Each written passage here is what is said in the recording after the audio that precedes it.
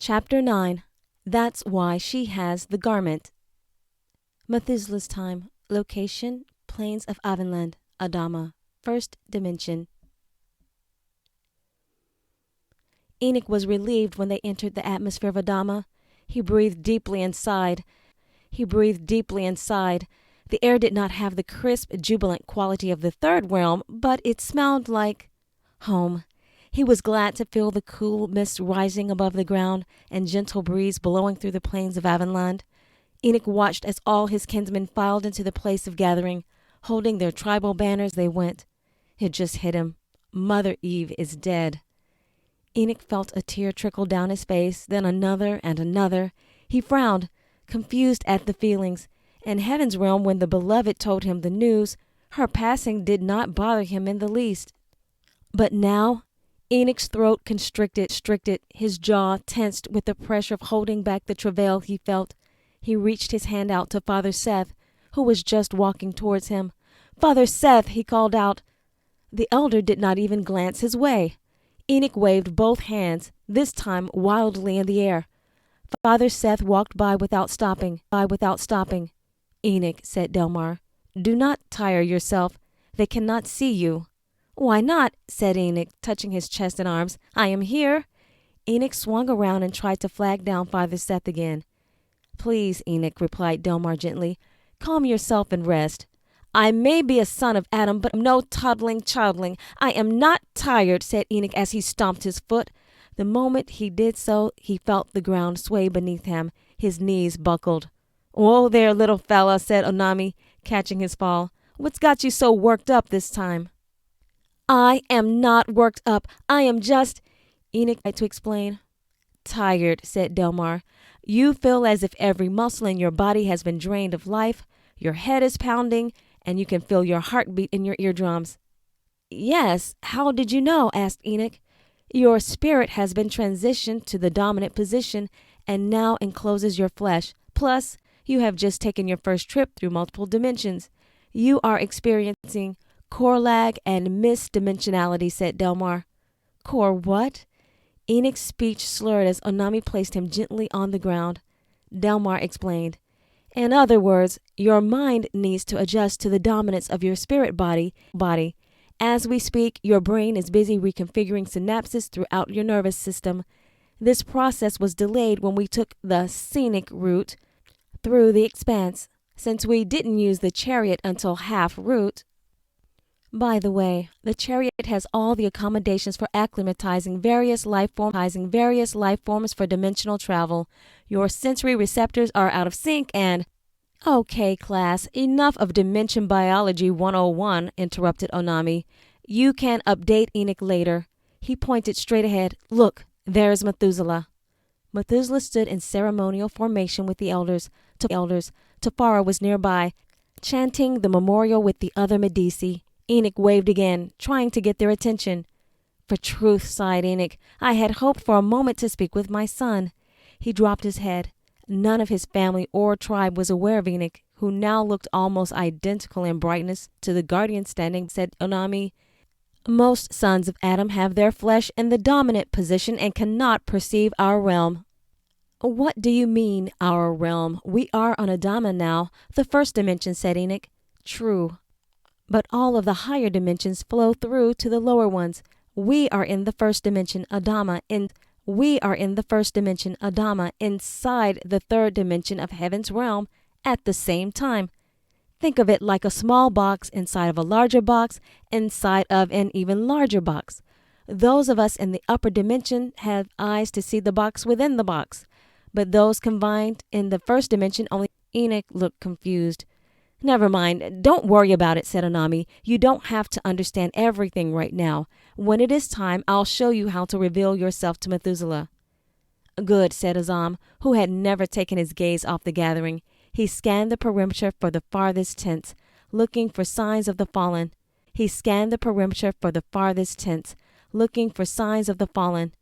"We seem to be in the clear for the moment. This should be simple enough for you two to handle on your own.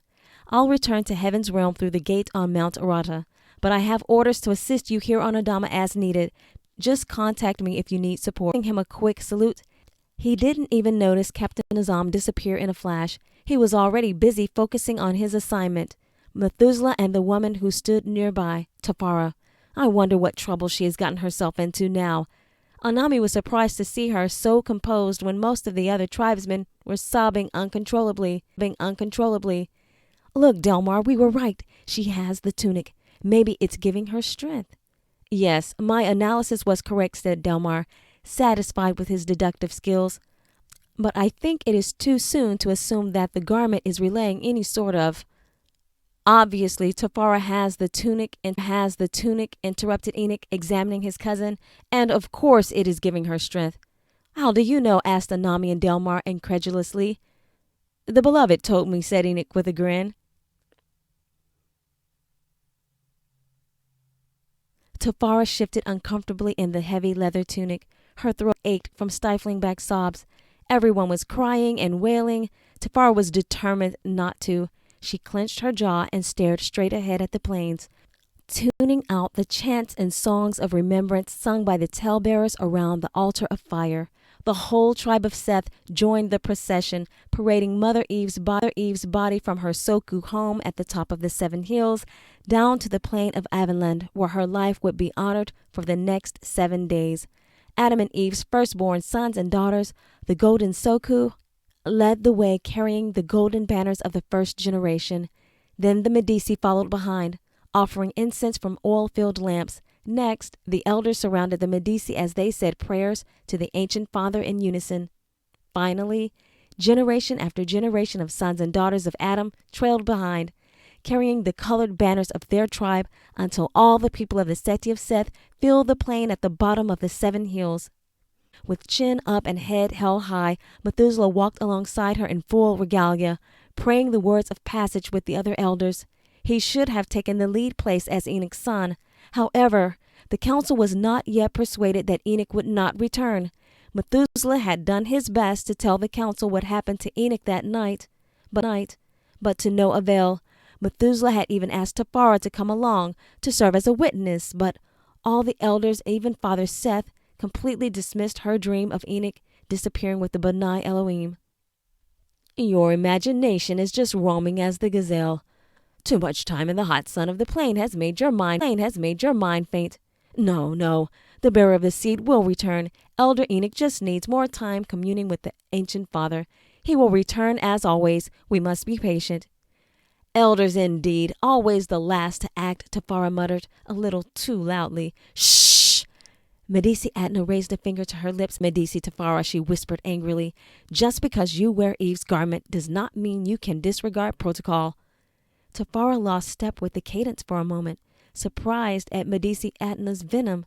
Yes, Medici Adna, she replied quickly, just to keep the peace among the circle of Medici and even the elders who now glanced at them with curiosity. Tafara squared her shoulders and gave a quick nod for the procession to continue. Just then she caught Methuselah's eye. He made a face, shook his index finger at her, and grinned. Tafara glanced over quickly at Medici Adna. The older Medici stared straight ahead with furrowed brow. Tafara looked back at Methuselah and shrugged her shoulders, almost dropping her lamp and spilling its contents. Methuselah pursed his lips to keep from laughing. That is just what Enoch would have done. Tafara raised her lamp high and joined in the prayers of remembrance. He never gave way to sorrow. Tafara studied Methuselah carefully as he recited his portion of the lament. When he spoke, the peace of the one mind spread across the gathering. The bitter wailing quieted. Someone began the song of rejoicing. Methuselah is very much like his father, not from the outward appearance, but in his manner. He caught her breath with the realization. Her teasing words all these years were true. With Enoch gone, Methuselah really is our only hope. Tafara took 2 rhythmic steps and tapped her lamp twice to start the dance of life, as the beginning of a plan formed in her mind. I just need to make the council see that the favor of the Ancient One be on Methuselah for truth. Tafara waited until moon's peak, when most of the tribe was drifting off to sleep under the stars on the plains of Avonland, to pack for Nod. She pulled Methuselah to the side as soon as there was a break in the songs and chants. We leave for Nod at first light. Surely you cannot be serious. We are in the middle of Mother Eve's ceremony. The elders will not approve. Are you breaking your promise, Bera? Tafara asked innocently. What? No, of course not, said Methuselah, surprised. It's just that is just what I thought. I am on my way to load my forerunner. I will meet you back here at Sun's birth. She left, racing up the pathway to the hills before he could reply. Good, said Anami, beckoning for Enoch and Delmar, who were still busy discussing dimensional biology near Methuselah's tent. He motioned for them to follow as he walked towards Methuselah.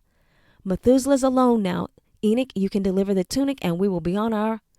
Enoch raised a palm towards Anami. Wait, I see Atna. Do you think I could speak with her for a moment first? I did not have approached the Medici's tent nearby. She was obviously distraught. Her shoulders heaved. Her eyes and cheeks were swollen from crying. Tears filled his eyes too. Atna is taking Mother Eve's death very hard. Plus, I don't know how Methuselah explained my leaving. Delmar and Anami gathered around Enoch. On Enoch's shoulder, I am sorry, Enoch. When the Beloved assigns us a task, we cannot step outside our bounds, and neither can you from this point forward. You are not sent here to speak with Atna, only Methuselah, added Anami curtly. The Hidden Father will give Atna peace in all things. Let that bring you comfort. Enoch clenched his jaw, looking anything but comfortable. I will be more comfortable when we have fulfilled our mission, said Anami, drawing a bow from his quiver. He pointed it towards the path at the 7 hills. We just missed our chance. What are you doing? You can't shoot the elders just to get them to leave. Shh! Don't be silly. I am not going to injure the humans. I think I saw movement up the path, whispered Anami. A faint howl echoed in the distance. Just then, Methuselah emerged from his tent. He ushered the elders out and through his nod. When I return, he called out to the last of the bearded men leaving his tent. He bowed to the elder. May the Hidden Father be with you as well. Methuselah looked towards the top of the 7 hills. What is taking her so long? He muttered. Tafara is as swift as the gazelle. She should have returned by now. There was that sound again. All of the hairs on Methuselah's arm stood up. Tafara, he whispered, dropping his sack. Methuselah bolted full speed up the path to the 7 hills. We'll track him. Let's go, said Anami, running. Enoch trailed Methuselah from behind. Tafara breathed heavily as she rounded the last ascent and made her way towards the Medici's abode near Father Seth's quarters. Her forerunner stood ready, still tied to the post where she had left her, but the animal seemed skittish. Hey there, said Tafara, rubbing the forerunner's mane. Easy now. The animal grunted and pulled at the post, trying to leave. Tafara laughed. I am ready to go too. Calm down, I just need to... The beast jerked at the post now and rose up on her 2 hind legs and screamed. Tafara jerked her head around towards the dark path behind her and simultaneously put a hand on her thigh where her dagger rested. She heard a low growl, but saw nothing. A wolf. Tafara forced herself to calm her beating heart. Probably just a stray. Tafara pressed her body against the forerunner and carefully as it turned and bolted away in the opposite direction. Tafara expected the creature to reveal itself and chase after the forerunner, but it didn't. She saw a pair of golden eyes approach from the dark path. Tafara readied her dagger. One throw should do it. She raised her arm slightly, took a deep breath, and 3 sets of golden eyes appeared behind the first creature. Tafara froze. She recalculated and took 2 steps backwards towards the door.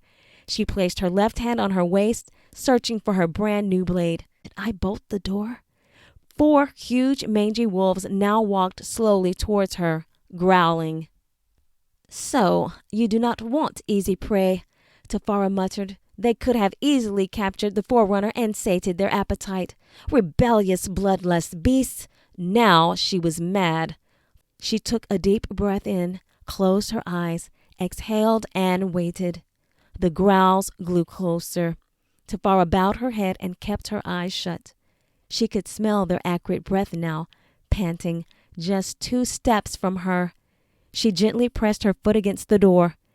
It is locked. She gently pressed her foot against the door. It is locked. Now what? Rancid hot breath came at her from all sides. The wolves had her cornered. What are they waiting for?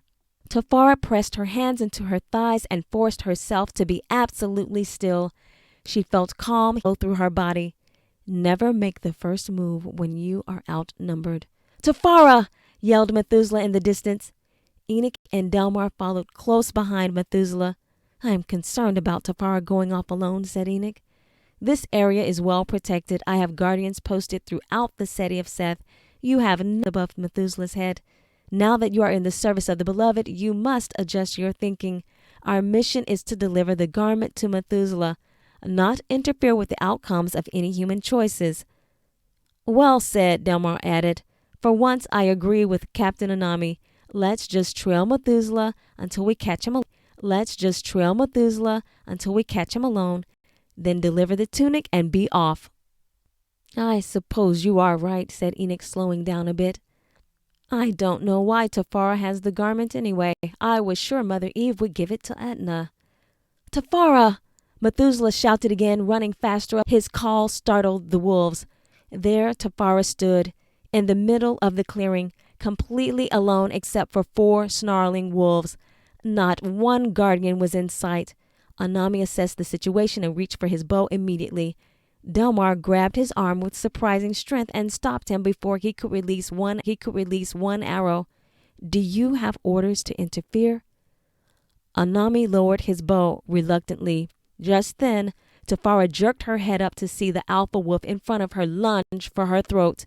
Tafara arched backward so far her head almost touched the ground, crossed her arms over her throat, and simultaneously left and right with her daggers. The lead wolf flew over her head and crashed into the door, stunned. Tafara dropped to the ground and spun around, grabbing the spear mounted over the door frame, and thrust the third wolf through its chest. It landed in a heap next to her. The dazed wolf stood back up and growled. Tafara had no weapon. The daggers and spears were still inside the wounded animals. The alpha wolf salivated and charged. Tafara kneeled and grabbed the spear with the heavy beast still attached and threw him into the charging wolf. Both creatures crashed into the door with such force it swung open. Then Tafara ran and jerked the spear out of the wolf and thrust it back through both creatures this time, pinning them to the ground. Tafara took a couple of steps backwards. Her heart was still pounding as she panted from exertion. Tafara, said Methuselah, running towards her. He stopped in his tracks and gaped at the scene. Debris from the door was everywhere, while the normally tidy room it led to was in disarray. What happened here? Are you okay? I hate wolves, said Tafara, brushing the dust off the tunic. And that's why Tafara has the garment, said Delmar and Anami in unison. Oh, said Enoch.